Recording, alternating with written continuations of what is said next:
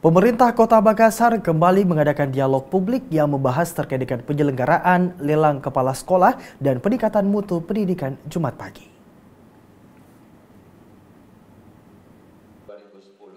Rekrutmen lelang jabatan kepala sekolah hingga saat ini telah melewati proses penyeleksian berkas.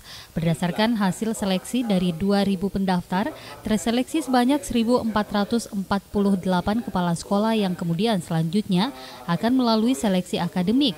Dari data yang berhasil dirampungkan oleh Dinas Pendidikan dan Kebudayaan Kota Makassar, jumlah pendaftar kepala sekolah dasar yang paling banyak pendaftarnya dan sebagian besar pendaftar hanya mempunyai jenjang pendidikan ahli madya atau AMD.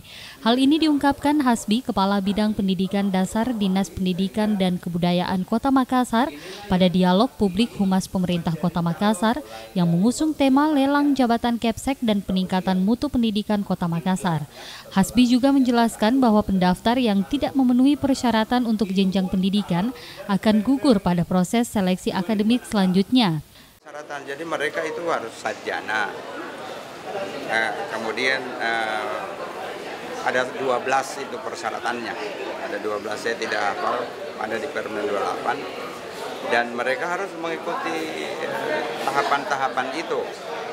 Nah, mungkin kalau ada nanti ternyata dia sudah incumbent tapi ada syarat yang tidak terpenuhi, di situ nanti menjadi nilai minusnya buat dia untuk bisa lolos di seleksi akademik atau seleksi selanjutnya.